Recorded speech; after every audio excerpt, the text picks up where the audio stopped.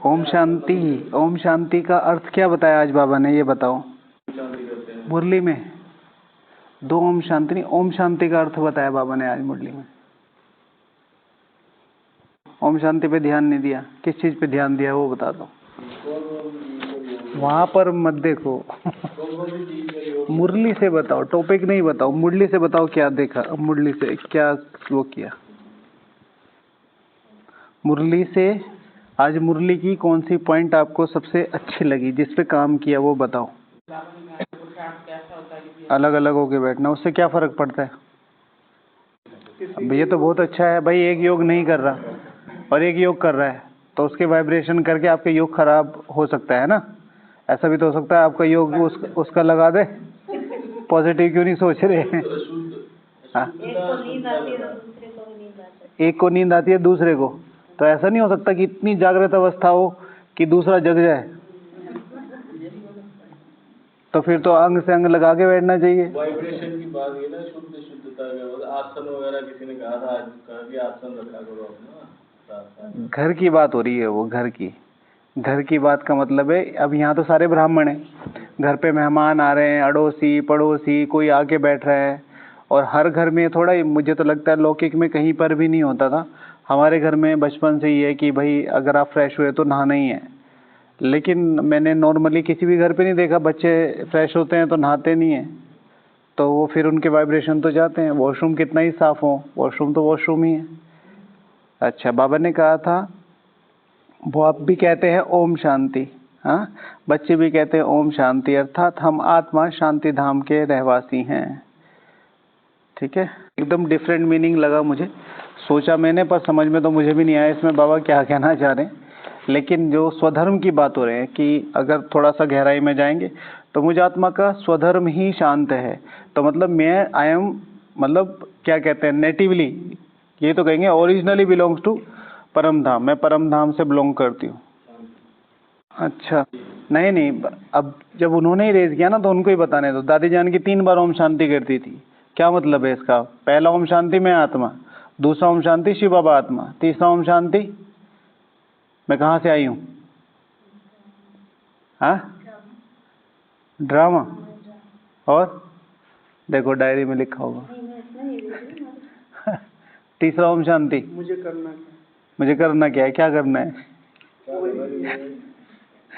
मैं आपकी हूँ, क्या करने आई हूँ। तीसरा ओम शांति का मतलब क्या है कुणाल भाई? पब्लिक जो सामने बैठे उनके लिए, पब्लिक के लिए है, बहुत बढ़िया। ग्रीटिंग पता है? मैं कौन, मेरा कौन? तीसरा मैं आत्मा, बाप, घर भी शांति धाम। घर का तो कोई रिलेशन ही नहीं है। देखो कितनी बार सुना है, कभी सोचा इस बारे में? मैंने यही सुना है, तीसरा ओम शांति मुझे करना क्या है, अपने ऊपर अटेंशन रखना मुझे। बाबा ने मुरली में बताया हुआ ना, 3 बिंदी, मैं बिंदी, बाप बिंदी, ड्रामा बिंदी, मतलब मैं ड्रामा में इस समय एक्यूरेट पार्ट निभा रही हूँ। हाँ, दादी तो ये कहती मुझे करना क्या है। दादी ऐसे बोलती नहीं थी, दादी उस चीज का मतलब बताती थी कि अब करने का क्या है। हाँ, ठीक है ना, लेकिन उसका मीनिंग था ड्रामा बिंदी, 3 बिंदी को, कि मैं ड्रामा में इस समय इतना एक्यूरेट पार्ट निभा रही हूँ, ड्रामा बिंदी। पहली 2 बिंदियां बताओ, ये लास्ट पे अटक गया। बाप बिंदी, ड्रामा बिंदी, मैं कौन मेरा कौन, ऐसे साथ में बताती थी। हाँ ठीक है, उसका अलग है, मैं कौन मेरा वो अलग है। कोई बात नहीं, चलो एक्सप्लेन किया था, मैं 3 बार ओम शांति बोलती हूँ, इसलिए बोलती हूँ मैं कौन मेरा। दादी एक्सप्लेन करती थी 3 बिंदी का, कि इधर मैं, इधर भगवान है, इधर भाग्य वाला ड्रामा है, बीच में मैं हूँ। ठीक है, अपने आंसर पर ट्रस्ट होना चाहिए। ठीक, बस बढ़िया। ओके, मास्टर का तो काम है घुमाना, घुमाता ही रहेगा। अच्छा चलो, ओके। आज वो परम धाम वाला होमवर्क किया था? पता नहीं होगा ना, बताइए क्या क्या है परम धाम? परम धाम निर्माण धाम, निर्वाण है वो, निर्माण नहीं है। निर्वाण, हाँ, जो भी मतलब फिर वही जो भी, ऐसे तो फिर वो लिख दो मेरे घर। हाँ, लिखा हुआ है मेरा घर, मेरे घर का मतलब वो नहीं है, मेरा घर का मतलब घर का एड्रेस 68/2 चौमंडी रोड की, हो जाएगा। निर्वाण धाम, निर्वाण, निर्वाण, हाँ, मूल वतन, मूल वतन, शांति धाम, शांति धाम, मुक्ति धाम, मुक्ति धाम, आत्मा का सिजरा। आत्माओं का सिजरा। सॉरी, यहाँ लिखा हुआ तो आत्माओं का सिजरा ही है। क्या मतलब होता है इसका बताओ? जहाँ आत्माएं सारे रहती है तो उसको आत्मा को, तो आत्मा तो सारी यहाँ रहती है। आत्माओं का सिजरा, आत्माएं यहाँ शरीर लेकर रहती है, हाँ, वहाँ तो क्या फर्क क्या हो गया? आत्माओं का सिजरा तो यहाँ पे भी हो गया ना। क्या मतलब है आत्माओं के सिजरे का? जहाँ पे शरीर लेती वहाँ पे आत्माओं का झुंड रहता है और वहाँ सिजरा रहता है। सिजरे का मतलब क्या होता है? झुंड, झुंडी होता है। अब ज्यादा कॉन्फिडेंस तो अच्छा चलो। हाँ, गुच्छा, तो झुंड हुआ कि नहीं हुआ? झुंड इज डिफरेंट थिंग। झुंड माना कि सब लोग अपना अपना, सबकी अपनी स्पेसिफिक बॉडी है। गुच्छा माना एक ही टाइप, एक ही आकार। गुच्छा माने एक, कोई बात नहीं, ठीक है, हाँ ठीक है, इस पे ज्यादा नहीं जाते, कोई बात नहीं, ठीक है चलो। ब्रह्मलोक, फलों का झुंड, अंगूर का गुच्छा, फर्क समझ में आ रहा है? सब फल के अपने अपने शेप, अपने साइज, अपना टेस्ट है। अंगूर का गुच्छा, सारे अंगूर लगभग एक जैसे हैं, पावनता के आधार पर बस नंबरवार पुरुषार्थ अनुसार में। बंडल नहीं, बंडल नहीं कहेंगे, गुच्छे को बंडल कहेंगे। गुच्छे को बंडल नहीं कहते भाई, इतनी है। हाँ? क्या कहते हैं? गुच्छे को बंच कहते हैं, गुच्छे को। हाँ, ब्रह्मलोक, ब्रह्मलोक और लोक, परलोक, आत्माओं का घर, आत्माओं का घर, निराकारी दुनिया, निराकारी दुनिया, महातत्व, महातत्व, प्रकाशमय दुनिया। ये हाँ, आएगा? नहीं, मतलब है ठीक है, लेकिन आया नहीं, मुरलियों के आधार से नहीं। आगे बोलो, जल्दी जल्दी बोलो। अब तो दूसरा पेज में है ना। हाँ बोलो जल्दी। डायरी बहुत बड़ी है।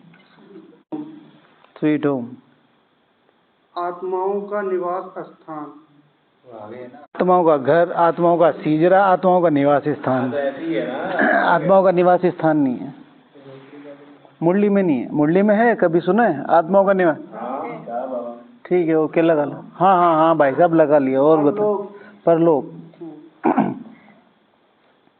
2 बार हो गए। नहीं, परलोक एक बार। कोई बात नहीं, जल्दी बोलो। ब्रह्मांड, अनादि लोक,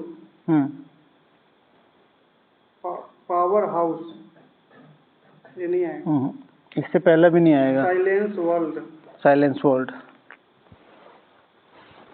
10 हो गया। चलो, 1-2 को छोड़ के बाकी सारे सही हैं। ओके, तो आज बाबा ने क्या कहा था कि याद की मेहनत तुम बच्चों को करनी है। तुम अपने को आत्मा समझ मुझ बाप को याद करो तो मैं क्या करता हूँ? प्रतिज्ञा करता हूँ, प्रतिज्ञा नहीं, गारंटी, गारंटी करता हूँ कि तुम्हारे पाप भस्म कर दूंगा। सोचा इस बारे में? शाम को योग कर रहे थे परमधाम वाला, तो ये लाइन याद आई। कोई गारंटी नहीं लेता इस दुनिया में, अपने मम्मी पापा गारंटी नहीं लेते, कह देंगे हमारा बच्चा ऐसा है, गारंटी। और फिर ऐसी चीजों की गारंटी, ठीक है, पूरे काल चक्र में एकमात्र समय ऐसा मिला है जब हमें ये पता चलता है कि हमारे पाप भस्म होते हैं और ऐसे होते हैं। नहीं तो आज से पहले सब सर ही कटवा रहे थे, और उसमें भी कट रहा था, नहीं कटा तो बात अलग है भाई। ऐसे ऐसे ऐसे ऐसे लौटते हुए जाते थे। अब ये थोड़ा ये सर ही लगेगा तलवार पे, कितना पेनफुल होता था वो। और अब भगवान गारंटी कर रहा है, कितनी मेहनत कर लेनी चाहिए। आप इसे इस तरीके से देखो, आपकी लाइफ में इस समय जो भी सबसे इम्पोर्टेंट चीज है, जो भी इम्पोर्टेंट चीज है वो कह दो भाई मैं ये कर दूंगा। लौकिक में किसी कुमार को कह दो भाई आपको कौन सी जॉब चाहिए, वो कहेगा कि मुझे उसमें भारत के स्पेस एजेंसी में नौकरी चाहिए। आज किसी कुमारी को बोल दो भाई तुम्हें क्या चाहिए, मुझे मधुबन में एक अच्छा सा डिपार्टमेंट चाहिए। माता को मुझे मधुबन में सेवा चाहिए परमानेंट। अच्छा 3 दिन तुम ये तपस्या कर लो तो मैं गारंटी कर रहा हूँ मैं आपको रखवा दूंगा। छोड़ेगा कोई? कोई भी नहीं छोड़ेगा। स्थूलता से। इसलिए बाबा कहता है अपनी प्राप्तियों को याद करो। समझा नहीं। स्थूल में कोई भी गारंटी ले लो आपको, अगर मैं कहूँ बीके से अलग आपको दुनिया में जो भी चाहिए, आप इतना काम कर लो मैं आपको ये दे दूंगा, तो आप करोगे कि नहीं करोगे? सपोज टू भी मैं कहता हूँ कि दिल्ली में बहुत बड़ा घर और आपके घर में सारी सुख शांति की जो भी सुविधाएं मैं दे दूंगा, आप बस यहाँ से पैदल अहमदाबाद जाओ और अहमदाबाद से पैदल आ जाओ 7 दिन में। अभी तो आप ज्ञान के आधार से बोल रहे हो ना, अभी ज्ञान के आधार से बोल रहे हो। लौकिक कुमार बन के देखो, हाँ लौकिक। लौकिक कुमार बन के देखो। मैंने कहा ना बीके से हट के देखो। अभी तो आपको पता है ना प्राप्ति कुछ नहीं है, सबके अपने हिसाब किताब है। लौकिक कुमार को यहाँ से बोल दो ना कन्याकुमारी, तो कन्याकुमारी तक भाग लेगा, राइट?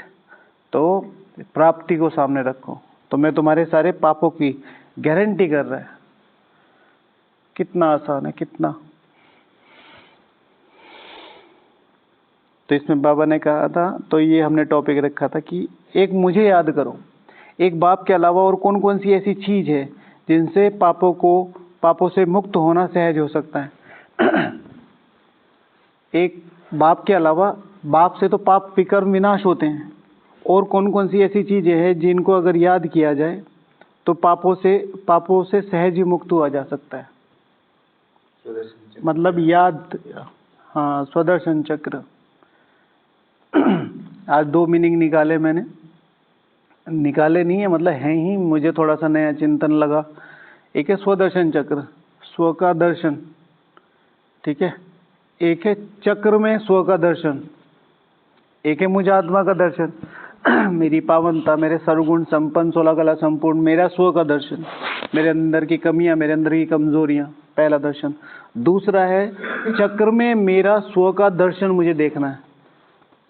सर्वोच्च अनादि स्वरूप, सर्वोच्च आदि स्वरूप, सर्वोच्च ब्राह्मण स्वरूप, सर्वोच्च ब्राह्मण, हाँ पूजनीय, पूज्य, सर्वोच्च ब्राह्मण, सर्वोच्च देवता, सर्वोच्च फरिश्ता।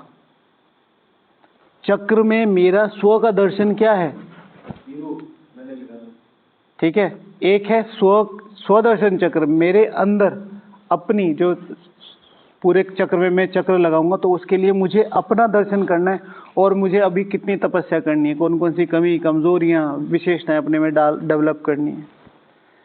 तो स्वदर्शन चक्र, अगर हम एक बाप के अलावा, अगर स्वदर्शन चक्र बाबा ने मुरली में बोला हुआ है, डेट तो याद नहीं इसलिए मैं इसे कंफर्म नहीं करूंगा, लेकिन बाबा ने मुरली में बोला स्वदर्शन चक्र से विकर्म विनाश होते हैं, बाबा ने बोला हुआ है। ठीक है। तो कौन से स्वदर्शन चक्र से? एक, मैं खुद की आत्मा का रियलाइजेशन करूं, तो जाहिर सी बात है जब मैं खुद का रियलाइजेशन कर रहा हूं तो परिवर्तन करूंगा, तो विकर्म। फिर चक्र में स्वदर्शन चक्र, चक्र में मेरा रोल क्या है, तो अगर उसे करें तो हम पापों से मुक्त हो सकते हैं। हमने भक्ति शुरू करी, हमने भक्ति शुरू करी, भगवान हमें मिल गया। हमने जो प्रथाएं शुरू करी दुनिया कर रही है, हमको भगवान मिल गया, उनको क्यों नहीं भगवान मिला? क्यों वो भटक रहे हैं? मैंने कहा उनके लिए अगर सोचे कि करना है, उनको मिलवाना है, तो उनको मिलवाना है। बहुत सारी आत्माएं बहुत दुखी हैं, अगर ये याद रहे तो क्या करेंगे, हम जल्दी पापों से मुक्त हो सकते हैं, क्योंकि हमें एक जिम्मेवारी का भाव आएगा ना, मेरे अंदर कितनी रिस्पॉन्सिबिलिटी है। कोई भी, खास तौर से मैं कई बार एग्जाम्पल दे सकता हूँ, बाहर का जो लड़का होता है, कुमार होता है, अगर वो बाहर के व्यसनों में है, बिहार गलत संगत में है, तो उसे कहते हैं शादी करवा दो इसकी। तो शादी करवा के कोई ऐसे थोड़ा है कि वो बहन जी छड़ी घुमाएंगे और वो ठीक हो जाएगा। शादी करके एक रिस्पॉन्सिबिलिटी का भाव आ जाता है। तो अगर अपनी जिम्मेवारियों का भाव आ जाए तो फिर हम गलतियां करना वो कर देंगे। सबसे बड़ा जो मतलब ब्राह्मणों के लिए भी है ये, हमारे लिए सबसे बड़ी प्रॉब्लम क्या है, हम अपनी रिस्पॉन्सिबिलिटी का भाव ही तो भूल चुके हैं यहाँ। मैं इन आत्माओं के इसी यज्ञ के निमित्त हूँ, इसमें मैंने लिखा है कि इस यज्ञ के निमित्त हूँ मैं, ये मेरी पर्सनल जिम्मेवारी है कि इस यज्ञ को कैसे आगे बढ़ाऊँ। ये नहीं कि हमारी दीदी ऐसी, हमारा भाई ऐसा, हमारा मधुबन ऐसा, वहाँ बड़े ऐसे, ये चल रहा है, वो चल रहा है। क्या नहीं चल रहा, कहाँ नहीं चल रहा, ये बताओ। जो लोग ब्रह्मा कुमारी में नहीं है वो सारे देवता हैं। जब एक परिवार हमने बनाया है तो सब संस्कार के लोग होते हैं, सब संस्कार के लोग होते हैं, तो सब तरह के रिजल्ट्स भी आते हैं। और वो कहीं चले जाओ, आप स्कूल में हो, कॉलेज में हो, ऑफिस में हो, घर में हो, खुद के खानदान में, खुद के मोहल्ले में, खुद की सिटी में हो, खुद के देश में हो, कहीं पे भी है, ठीक है। तो फिर क्वेश्चन आता है कि फिर ब्रह्मा कुमारी का रोल क्या है? ऐसे तो हम ऐसे ही अच्छे हैं, कम से कम ट्रांसफॉर्मेशन तो हो रही है। जाओ देखो कितने % लोग हैं जो निगेटिविटी को फैला रहे हैं, मुश्किल से 5, 10, 20, 25। उस कंपैरिजन में आप देखो कम से कम 5 करोड़ आत्माएं तो ऐसी हैं जो लगातार बाबा के ज्ञान के टच में है, ठीक है। 2 से 3 करोड़ तो ऐसी हैं जो मतलब जिनको कह सकते हैं बाबा का परिचय मिल गया है। तो उस 2-3 करोड़ में से अगर 8-10 आपने निकाल भी ली और फिर आप उनकी ही सुन रहे हो, उनकी भी सुनो ना, जिनके साथ उन्होंने बिहेवियर करा, इनके संस्कार कैसे थे, ये वहां जाके क्या करते थे। यहाँ तो बोलना भाई मुझे आपके घर का पता चल गया कि भाई आपके 4 भाई हैं, मम्मी पापा हैं और आप लड़ते रहते हो, और मैं सबको जाके ये बता रहा हूँ, मैं बुराई कर रहा हूँ। लेकिन ये भी तो पता करो ना मैं क्यों बुराई कर रहा हूँ। क्योंकि मैंने आपको चोरी करते हुए देख लिया था, मैंने आपको घर से निकाल दिया। अब मैं ये तो नहीं बता रहा कि मैं चोरी कर रहा था, मैं ये बता रहा इनके घर में झगड़ा हो रहा। तो दोनों तरफ की सुननी चाहिए ना। तो अपने स्वदर्शन चक्र को, अपनी रिस्पॉन्सिबिलिटी को समझो कि ये यज्ञ मेरी पर्सनल जिम्मेवारी है। और अभी तक चाहे मम्मा की बात कर लो, चाहे दादियों की बात कर लो, चाहे ब्रह्मा बाबा की बात कर लो, ऊंच पद या पुरुषार्थ या माला में आने का उनका नंबर इसलिए सेट नहीं हुआ कि वो ब्रह्मा बाबा थे या मम्मा थी या दादियां थी। उनका पद सेट हुआ है, उन्होंने अपनी रिस्पॉन्सिबिलिटी नहीं छोड़ी आखिर तक। जगदीश भाई जी ने कहा जब तबीयत खराब होने लगी कि अब मुझे छोड़ दो और मैं अपनी स्व सेवा करना चाहता हूँ, तो क्लासेस में बताते मुझे हर बार यही कहा दिया जाता था। मैंने कहा भाई नए नए आगे हमसे स्मार्ट पर्सन आगे, अब चीज़ें आगे बढ़ाई जा सकती हैं। लेकिन नहीं, आपको नहीं छुड़वाना, आपको करना ही है, अंत तक सेवा करी। छोड़ने वाले तो वो भी नहीं थे, पर चीज़ों को थोड़ा थोड़ा कट डाउन, जैसे अभी अपने ब्रिजमोहन भाई जी ने करा ना। कौन सी विशेष सेवा बंद करी उन्होंने, बताओ? ORC में रहते थे ना, बंगलुरु में आ गए। तो अभी भी ORC में रहते। ORC में रह के क्या करें, वहाँ रहने से थोड़ा ही कुछ होगा। वहाँ का एडमिनिस्ट्रेशन अभी भी देख रहे हैं, वहाँ हफ्ते में एक बार मुरली भी सुना रहे हैं, जाते भी रहते हैं। बाबा भाई जी ने एक विशेष जो प्योरिटी मैगजीन आती थी उसका सारा उनके हाथ में था, तो अभी वो बंद किए। और अमृत वेले शायद उनको, जैसे आशा दीदी जी बताती, कुछ विशेष टचिंग या कुछ हुए कि अभी सिर्फ योग की ज़रूरत है।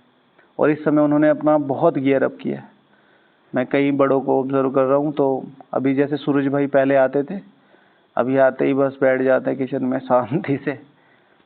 कोई वो लोग आते हैं तो फिर भावना दोनों तरफ की मुझे दिखाई देती है, तो मिलवा भी देते हैं। लेकिन भाई साहब को भी बहुत ज़्यादा ऐसे साइलेंस अकेले ही रहते हैं जितना हो सके। मैंने कई बार उनको कहीं इधर उधर भी बैठे देखा है। अगर कुछ ज़्यादा बात नहीं हो रही, चुपचाप जाके बैठ जाएंगे। मीटिंग होगी ना, चुपचाप जाके बैठ जाएंगे, बोलते नहीं है ज़्यादा। ब्रिजमोहन भाई भी, कभी आपको चांस मिले, आप तो यहीं रहते हो, किचन में आके देखो।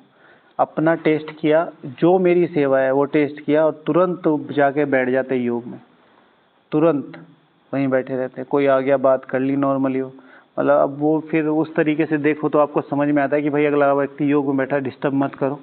पर फिर लोगों का अपना अपना अनुभव होता है, पहली बार कोई मिला होता है, तो इस तरीके से। लेकिन गियर अप तो किया है। अच्छा, हमारे जो पाप हो रहा है उससे भी एक बात के अलावा अगर हमें अपनी नियम और मर्यादाएं याद रहे तो, एक बात के अलावा हमें अपनी नियम और मर्यादाएं याद रहे तो क्या होगा? बड़ी सहजता से क्या होगा? सहज विकर्म विनाश हो सकेंगे। विकर्म विनाश होने के लिए लिफ्ट मिलेगी, याद के लिए लिफ्ट मिलेगी। करना क्या है उसके लिए? जितना ज़्यादा, जैसे पहले भी बताया, पुरुषार्थी जीवन की रीढ़ की हड्डी क्या है? शेड्यूल, दिनचर्या। और योग का ब्राह्मण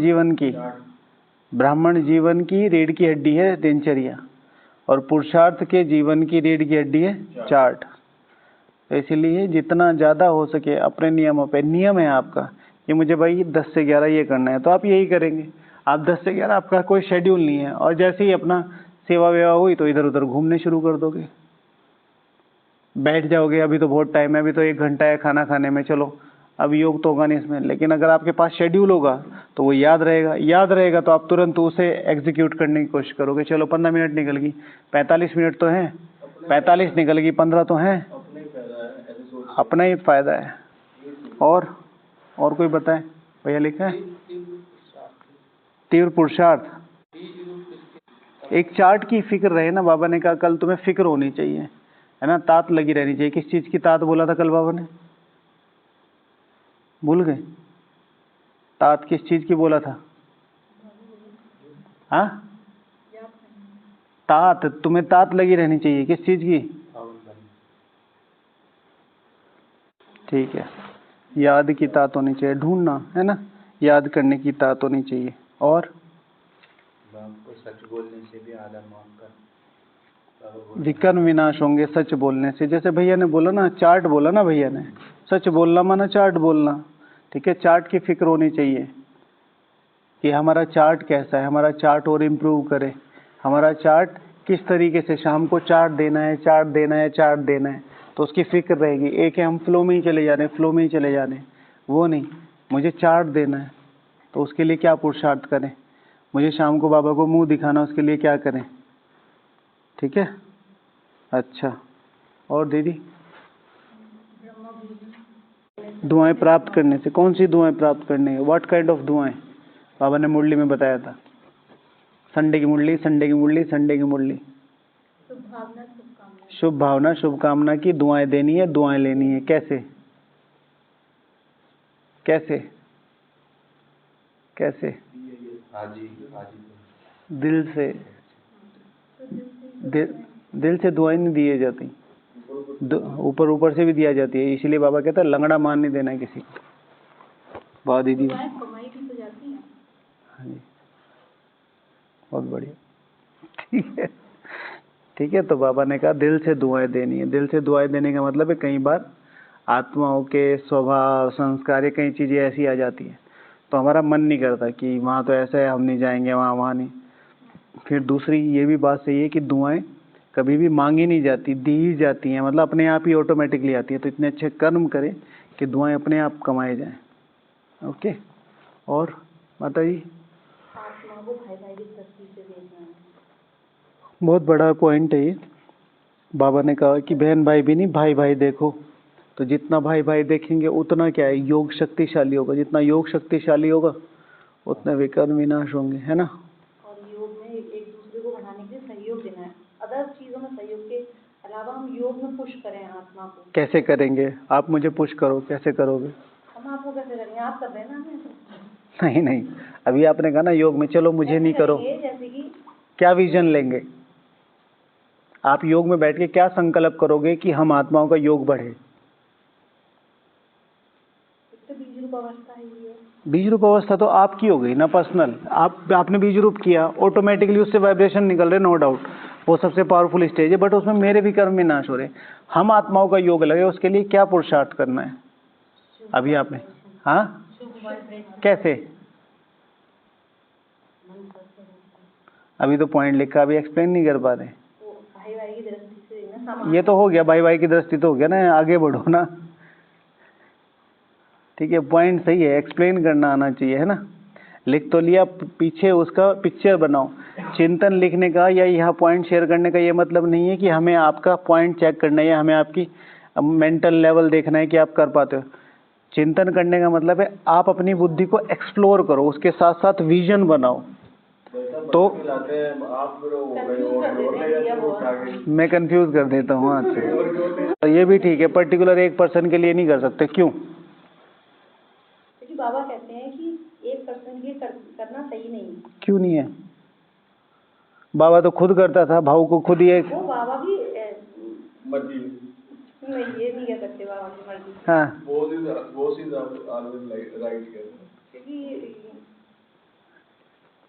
हाँ, तो एक एक के लिए करेंगे तो क्या हो जाएगा? नहीं तो सबके पास नहीं जाएगा ना। सबके पास नहीं जाएगा, तो फिर अटैचमेंट है। तो मतलब ब्रह्मा बाबा का भाव के साथ अटैचमेंट था। उनकी स्थिति हाई लेवल वाली थी, तो आपकी क्यों नहीं है?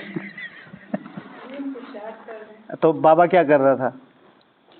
देखो क्या था इसका आंसर जो आपने लिखा। किसी भी एक आत्मा को प्रकाश देने का तरीका ये है कि उस आत्मा का शरीर और रिलेशन मुझे याद ना है, मतलब उसका शरीर और उसका रिलेशन मुझे प्रभावित ना करे। ये मेरी मम्मी है, ये मेरी दीदी है, इनको बुखार हो गया तो मैं इनको साकाश दे रहा हूँ, वो साकाश कभी नहीं जाता।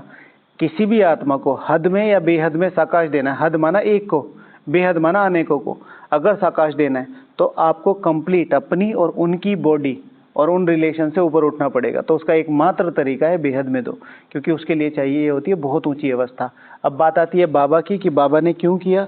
बाबा ने इसलिए किया क्योंकि बाबा कंप्लीटली उस आत्मा से और उसके रिलेशन से डिटैच थे। वो बेहद में ही साकाश दे रहे थे उसको कि ये आत्मा अगर यज्ञ में है तो इसको पेन कम हुआ है, इसने इतनी सेवा करी है इसलिए उसको साकाश, इसलिए नहीं कि ये मेरा नेफ्यू है ये हुआ है। समझते हैं? तो किसी भी पर्टिकुलर आत्मा को साकाश देने के लिए अगर आपको देना है तो आपको उनकी देह और मेरी देह दोनों से परे जाना पड़ेगा, क्योंकि साकाश देने का एकमात्र तरीका है देही अभिमानी स्थिति। फरिश्ता स्वरूप हो गए या आप शरीर में ही बैठे हो लेकिन आपकी सोल कॉन्शियस जो स्टेज है उसमें ये समझ में आ रहा है कि मैं किसी पर्टिकुलर को नहीं सारे विश्व को दे रहा हूँ। अब सारे विश्व में आपका किससे क्या रिलेशन है आपको नहीं पता, तो वो साकाश जाने के चांसेस बहुत ज़्यादा हैं। इसलिए पर्सनल साकाश देना बहुत टफ जॉब है।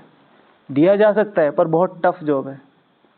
ओके, ये आंसर था। अच्छा, पहला पॉइंट क्या था आपका? योग में सहयोग देने वाला जो पॉइंट था जो आप एक्सप्लेन नहीं कर पाए थे। सर्व आत्माओं को इस यज्ञ की निमित्त में आत्माओं, जिम्मेवार में आत्माओं, लेकिन इसके अलावा हर एक ब्राह्मण विशेष जिम्मेवार आत्मा है। तो बाबा विश्व में जितने भी ब्राह्मण हैं उनका कल्पवृक्ष बनाया। विश्व में जितने भी ब्राह्मण हैं जो अपनी कमी कमजोरियों और किसी भी वजह से, ठीक है, अपनी संपूर्ण स्थिति को प्राप्त नहीं कर पा रहे, उन सबको शक्तियों से, शिव भगवान वाच 3 संडे की पहले की मुरली, कि अब शक्तियों से सर्व आत्माओं की पालना करो। तो मैं सर्व ब्राह्मण आत्माओं की शक्तियों से पालना कर रही हूँ, उनकी आत्मा में वो शक्ति मैं फ्लो कर रही हूँ, वो साकाश दे रही हूँ, ताकि उनकी कमी और कमजोरियां दूर हो रही हैं। ये होता है दूसरों को योग में साकाश। हाँ, बाबा, ठीक है, आप मीडिएटर, बाबा से लेके सबको देना, पहले मुझ में आ रही है फिर उसमें आ रही। ओके, स्वयं को प्रभु की सेवा में अर्पण करना। ओके, सेवा में अर्पण करना। भैया ने बोला है, अच्छा पॉइंट निकल के है कि दृष्टि लेने से किसी के पाप विकर्म विनाश होते हैं। कभी भी किसी महारथी की दृष्टि लेने या किसी भी को भी अपने को महारथी समझ के दृष्टि देने से किसी के भी पाप भस्म नहीं कर सकते हैं। राइट? पावर का एक्सचेंज हो सकता है। अगर मैं सपोज टू भी मेरी पावनता बहुत ऊंचे लेवल पे और मैं आपको दृष्टि दे रहा हूँ तो आपकी आत्मा में बल भर सकता है। विकर्म आपको ही विनाश करने हैं। सिर्फ और सिर्फ बाप दादा की दृष्टि लेने से विकर्म विनाश हो सकते हैं। और ये शिव भगवान हुआ अभी अभी साकार मुरली में आया था कि तुम यहाँ बैठे हो, मुझे देखते भी रहो तो तुम्हारे पाप विकर्म विनाश होंगे। दृष्टि देने का मतलब है एनर्जी एक्सचेंज करना। एनर्जी एक्सचेंज करने का मतलब है कि अगर आपकी आत्मा में बल है तो वो मुझ में ट्रांसफर हो रहा है। आप शुभ भावनाएं दे रहे हो तो मुझ में योग लगाने की ताकत आएगी।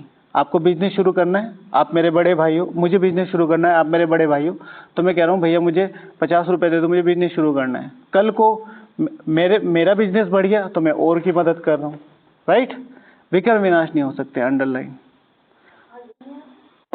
इसमें सिंपल ये है कि अगर हम सहज ही, हमारे विकर्म विनाश की जो स्पीड है वो तेज कैसे हो सकती है, जो आज बाबा ने बोला कि जिससे पापों से सहज मुक्त हो जाएं, तो उसके लिए एक तरीका ये है कि हम अपने पुराने जीवन को और इस जीवन को याद करें, कंपेयर करें कि भगवान के बिना हम क्या थे, अब भगवान का मिलने के बाद हमें कितनी चीज़ों की आसानी हो गई।